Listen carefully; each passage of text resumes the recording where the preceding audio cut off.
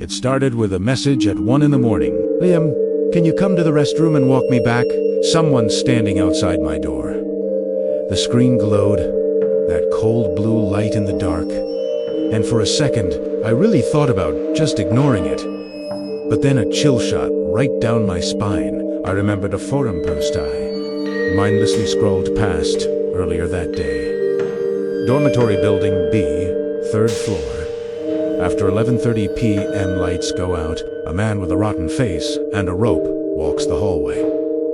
The guy who posted it vanished 2 days later. His last words were, "I think I saw him tonight." The timestamp was 1 o'clock a.m.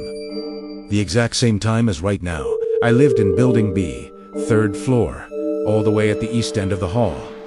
The restroom was on the opposite side, the west end. That long corridor always felt like it was alive, with shadows twisting like dark veins along the walls. My phone buzzed again. It was, "Ethan, please.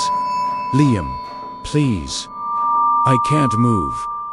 He's right outside. He's not saying anything." The wind howled against the windows, like something was trying to get in. I wanted to type back, to tell him I was just as scared, but my thumb just hovered there, paralyzed over the screen. Then it buzzed again. An incoming video call. Without thinking, I accepted. Ethan's face filled the screen, trembling, a finger pressed to his lips, shushing me. He slowly, so slowly, turned the camera toward his door. At first, I saw nothing, just the dim moonlight reflecting off the hallway tiles, and then a pair of shoes. Black, perfectly still. You could hear the crickets outside, the drip drip drip of a faucet somewhere. And then the shoes. They shifted backward, a face bent down, peering under the door. The flesh was bloated and gray, lips torn away from blackened teeth. Where a nose should have been, there was just this dark, empty hole, breathing quietly. A rope scraped against the floor with a dry, rasping sound. I had to bite my hand to stop from screaming out loud. But Ethan didn't react. He whispered something, maybe my name, but before I could shout a warning, the figure was gone. I heard a creak from the room next to his broken toilet room nobody ever used. It was too late. I realized he wasn't leaving. He was climbing. I opened my mouth to scream when Ethan's phone suddenly slammed to the floor. A shriek. A horrible scraping sound, like meat being torn. And then silence. I could hear him pounding on something, crying, making these awful gurgling noises. The camera, it was still recording. A bloody hand reached down and lifted the phone. The rotten face filled the entire screen, grinning, its lips moving. It mouthed the words, "I'm coming for you." The call ended. Footsteps, slow. A dragging sound, getting closer and closer. I slammed my door lock, my heart trying to beat its way out of my chest. Then the knocking started, soft at first, then harder, shaking the entire doorframe. I scrambled back, pressing myself against the far wall. And then it stopped. Complete silence for maybe 30 seconds. Then a faint creak from the window. The sound of glass sliding open. Gray, long fingers gripped the frame. Nails scraping against the paint. The rotten face pressed against the glass, smiling that horrifying smile. And then everything went black. I woke up gasping for air, drenched in sweat. My phone screen read 2:20 a.m. It was just a dream, I told myself. A nightmare. But when I touched my neck, I felt faint purple marks wringing my throat. Just then, I heard a door close down the hallway. Ethan walked past my room, alive, yawning. "What's wrong?" he asked, seeing the look on my face. "Just going to the restroom." My lips trembled.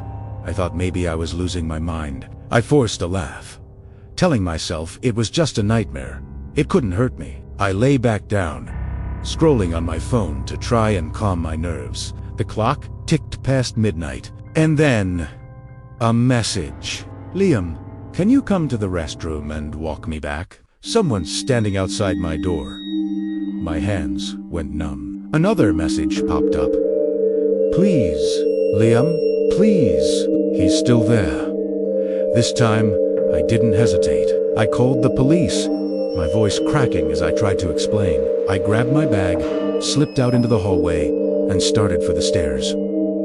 Halfway there, my phone buzzed. Abideo, call from Ethan. It connected automatically, and I heard the sound of the restroom door creaking open. My legs just gave out from under me. I ran. I scrambled to my feet and just ran. The hallways seemed to stretch on forever, the air growing thick and wet. I heard footsteps behind me fast, but with that same awful dragging sound. The scrape of the rope on the floor. I screamed, stumbling toward the stairwell door. Something cold and hard grabbed my arm, yanking me back. 2 fingers pressed into my eyes. Everything exploded in red. When I opened them again, it was DSPM. The night before it all happened, Ethan was gone. The pattern was starting to become clear. Each night, the loop reset, sending me further back in time. Each death, I followed. But I wasn't dead. Not yet. Maybe this loop wasn't a curse. Maybe it was a second chance. I called Ethan immediately, telling him everything.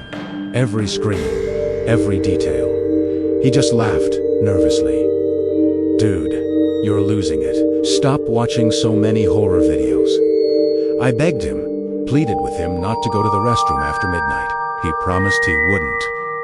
That night, I wasn't taking any chances. I took a taxi and rented a hotel room across town. I triple-locked the door, sealed the windows shut with tape, and turned off every single light. At 2:10 a.m., my phone buzzed.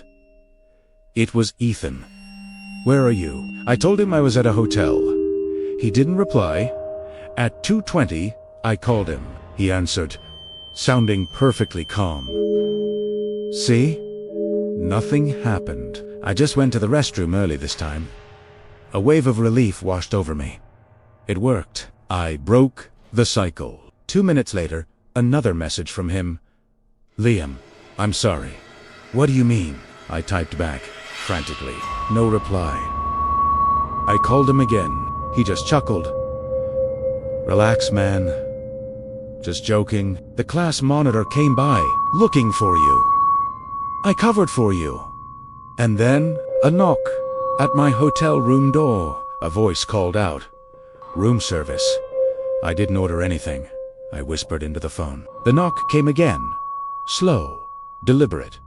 My pulse was a drum against my ribs. Ethan, are you sure you're in your room? Yeah, he said. I went to the restroom at 2:10. Forgot my phone on my desk. He left his phone. Then, who was I messaging? My eyes dotted to the mirror on the wall. For a split second, the reflection flickered. The painting above the bedded was supposed to be a man with his back to a dark siwas, now empty. All that was left was the faint outline of a rope, swinging gently in the painted sky. The lights in the room dimmed. The hotel room door creaked open. He stood there. Half his face was rotted away, his teeth glinting in the gloom, that same coiled rope wrapped around his arm. He smiled, and the rope whispered against the carpet as he took a step inside. I couldn't scream. My body was completely frozen. 10A spoke, but not with his mouth. The voice was inside my head, a wet, gurgling whisper. You posted it again. The loop wasn't time. It was memory. It was a story. Every time the story was told, it fed him, giving him life through the words. Ethan had read the post. I had believed it, and now it was living through me.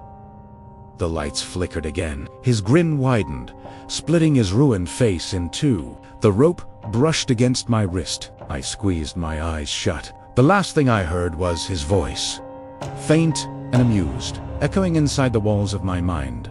See you in the next post. ONE woke up. It was a week earlier. My phone buzzed with a notification from the university forum. A new story had just been posted. The title, The Rotten-Faced Man. Written by Leon Parker. The cursor blinked under the last word of the post, and outside, in the dark reflection of my screen, something smiled back at me. Thank you so much for watching. If you enjoyed this story, don't forget to hit that like button and subscribe for more chills. Stay safe out there.